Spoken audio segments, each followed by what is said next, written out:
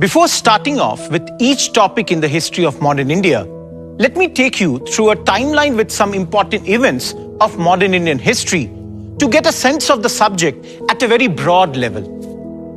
The history of modern India is largely centered around Indian encounters with the Europeans, and there, specifically the ones in Western Europe. That is a curious fact, isn't it? So, how did that happen? Well, India was widely known for its spices, textiles, precious stones, and other commodities, which fetched high prices in the European markets. But when the Ottoman Empire captured Constantinople in 1453, the direct contact between the Europeans and India declined. To re-establish trade links, Western European countries like Spain and Portugal invested their resources to find a trading sea route to India. One of these earliest expeditions was led by Vasco da Gama, a Portuguese explorer. He succeeded in reaching India through an all-sea route circling Africa at the Cape of Good Hope to reach Calicut in 1498. Over the next few years, the Portuguese started establishing factories and settlements in the coastal regions of India. And to oversee these developments, the Portuguese also appointed governors in India. The next European traders to arrive in India were the Dutch. In 1602, the Dutch East India Company was formed. The Dutch mostly had their eye on establishing trade in the East Indies, the region presently known as Indonesia. They also had trading centers in India where they set up many factories. After the Dutch, there came the English. They came just behind the Dutch in Surat in 1608.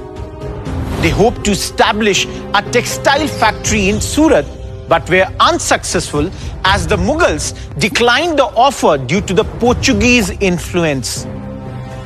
This convinced the English that overcoming the Portuguese was the means to establish trading in India. Hence, in 1612, the English defeated the Portuguese naval squadrons at Swali near Surat, winning themselves the Mughal support to establish a factory in Surat in 1613. By 1619, they had received permission to establish many other factories in India. In 1620, the Danes arrived in India. They also established factories in India, but they were known for their missionary activities rather than commerce. Meanwhile, the Dutch were aware of the increasing might of the Englishmen and felt that it posed a challenge to the Dutch interests. As a result, they clashed with the English from 1665 till 1667. At the end of the Second Anglo-Dutch War, the Dutch had to give up all their settlements in India. The last of the Europeans to come to India were the French. The French created the French East India Company in 1664. One of the prominent contributions of the French was the development of Pondicherry in 1674. The French expansionist policy in India was challenged by the English. These traditional rivals fought with each other in the three Carnatic Wars to establish supremacy in the Indian subcontinent. This period also shows the diplomatic abilities of Robert Clive, a commander in the British East India Company. His role was pivotal in defeating the French during the Third Carnatic War. Robert Clive also battled against Siraj-ud-Daulah, the Nawab of Bengal, and his French support at Plassey in 1757. Clive's decisive victory at the Battle of Plassey gave the British East India Company control over Bengal, which was arguably one of the biggest regions back then.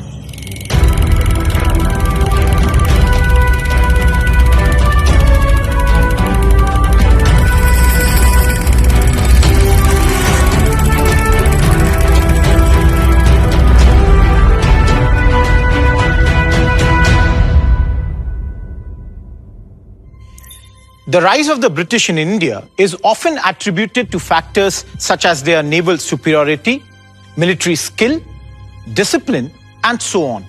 Still, there were internal factors that facilitated the British. One of the most significant of them being the decline of the Mughals in India.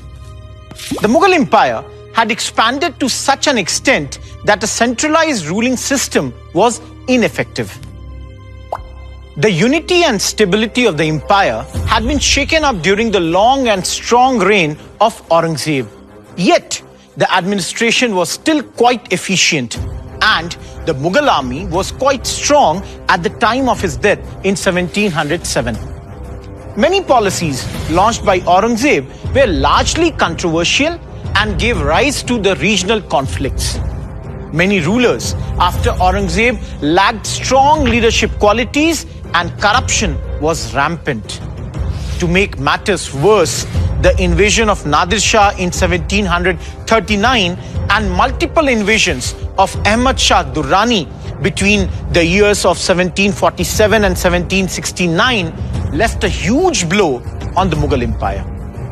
This led to the decline of the Mughal Empire. Meanwhile, many other kingdoms such as the Marathas, Mysore, Sikhs, Bengal, and Hyderabad had arisen.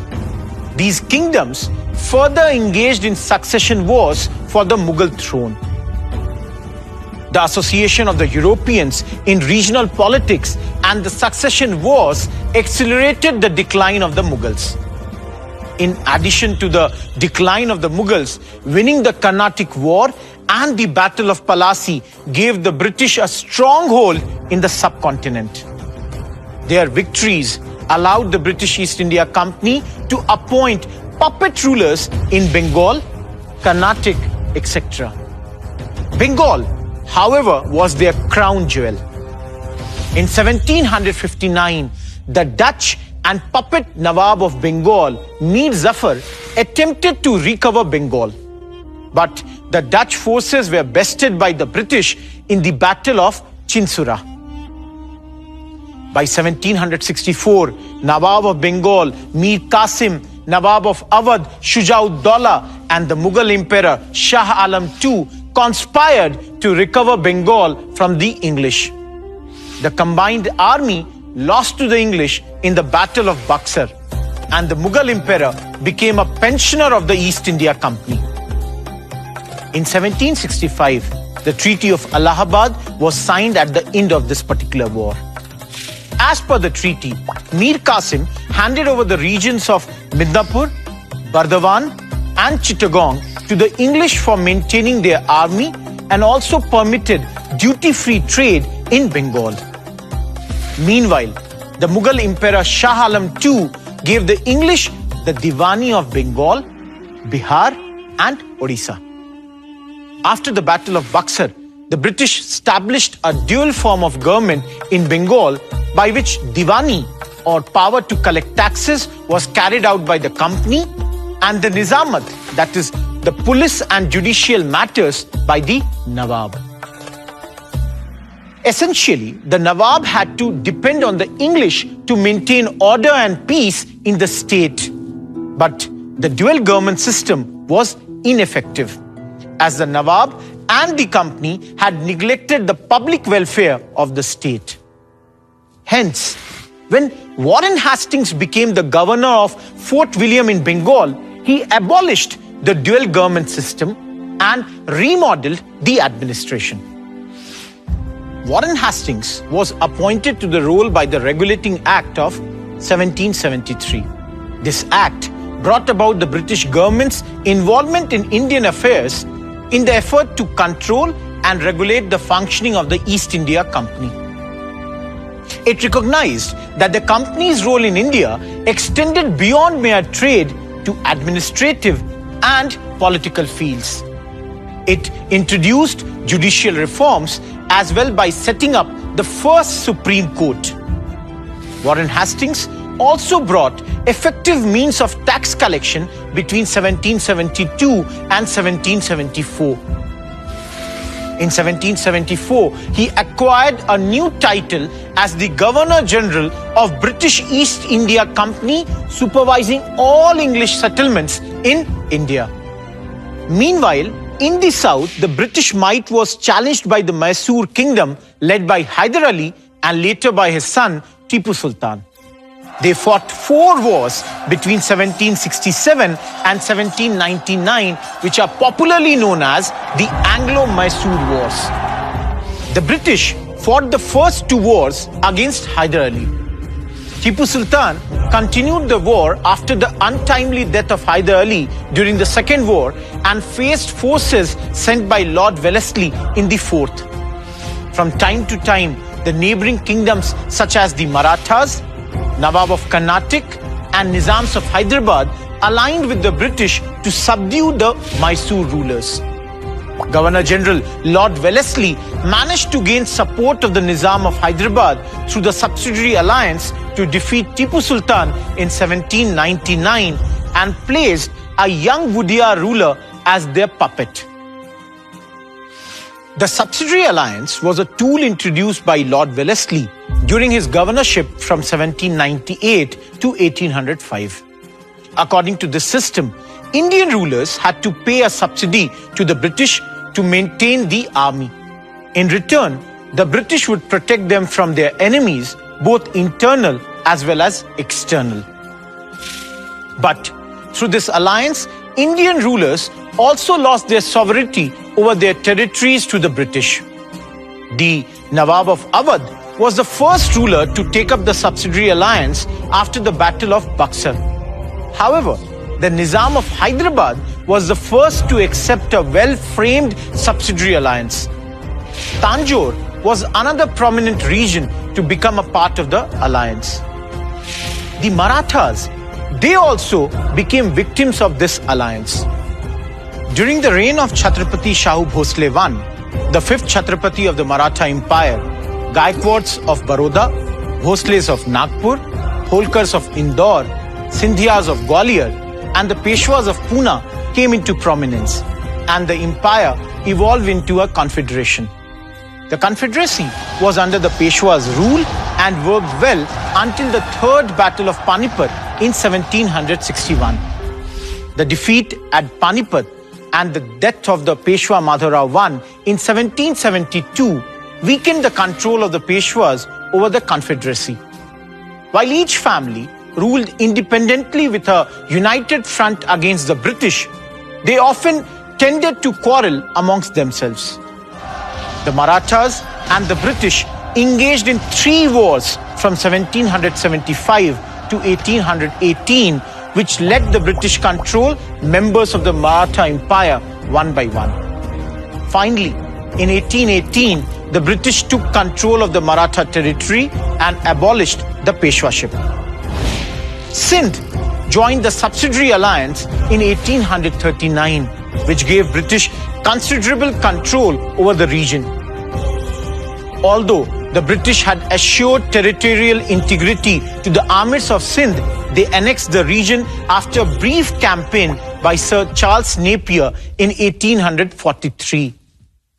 Meanwhile, the Sikhs tried to keep the British at bay, but both engaged in 2 all-out wars between 1845 and 1849 called the Anglo-Sikh Wars. The British annexed Punjab, and the war ended with some Sikh squadrons eventually fighting alongside the British in the years to come. Lord Dalhousie, the Governor-General from 1848 to 1856, used the doctrine of lapse to annex many regions. As per the doctrine, if a ruler of a princely state controlled by the British died without a male heir, the British would gain control of the territory. While the adopted son of the ruler got the right for the ruler's private property, the British had the final say in bestowing the state to the adopted son or annexing it. States such as Satara, Jhansi, Nagpur, Baghat, Udaipur and Sambhalpur lost control through the doctrine. While many frustratingly became part of the British Empire by accepting these rules, some of them resented the policies and administration of the British from the beginning. The Revolt of 1857 is a prominent example. The revolt began at Meerut on 10th May 1857, and the immediate cause was the refusal by sepoys to use the greased cartridges in infield rifles provided by the British Army.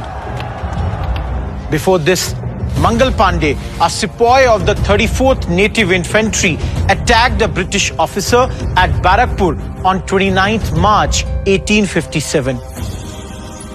The revolt was a cumulative effect of the British expansionist policies, economic exploitation, and administrative changes over the years that had adversely affected all rulers of the Indian states, sepoys, zamindars, peasants, traders, artisans, pandits, Maulvis, etc. The revolt rippled across the country, especially Delhi, Meerut, Lucknow, and Kanpur. Thus, the event is considered the first war of independence by many Indian nationalists and historians, although imperial loyalists call it the Sepoy Mutiny. While the revolt produced regional leaders like Nana Sahib and Rani Lakshmibai, the British were also able to capitalize the lack of a strong single leadership and end the reign of the last Mughal emperor, Bahadur Shah Zafar. Queen Victoria was declared the Empress of India, and through the Government of India Act in 1858, East Indian Company transferred control of India to the British Crown. India fell under the direct rule of the British. By 1859, the British managed to quell the rebellions in different parts of the country, essentially re-establishing their authority over India. Apart from the subsidiary alliance and the doctrine of lapse, the British introduced many policies to control the Indian kingdoms. In 1784, Pitt's India Act was introduced to distinguish between the commercial and political functions of the company. This act gave the British government supreme control over the company's affairs and administration in India. The enactment of Charter Acts was done every 20 years from 1793 to 1853. This was another step that let the British East India Company extend its control over the British territories in India. Further, Acts gave more power to the British by opening trade from company to all British subjects and expanding the Governor-General's jurisdiction from Bengal to most of India. Another important step taken by the British was the permanent settlement introduced by Lord Cornwallis in Bengal and Bihar in 1793. This regulation recognized zamindars as the owners of the land, and the peasants were reduced to the mere status of a tenant. Moreover, the government fixed a whopping 10 by 11th portion for itself and 1 by 10th for the zamindars from the collected revenue. While these acts strengthened the British control over India, some British policies developed elements of a modern state in India. And a prominent example of such policies is the abolition of sati in 1829. It was passed by the first Governor-General of India, Lord William Bentinck, with the efforts of Raja Ram Mohan Roy and other Indian social reformers. Bentinck also enforced the prohibition of female infanticide, which was then prevalent among some Rajput clans and other castes. In 1856, the British passed an act that allowed Hindu widows to remarry. The passing of this act can be attributed to the prolonged efforts of social reformers like Pandit Ishwar Chandra Vidyasagar. Another area of social upliftment that the British revolutionized was education. The Charter Act of 1813 directed the company to sanction 1 lakh rupees annually for encouraging Indians in education and promoting the knowledge of modern sciences.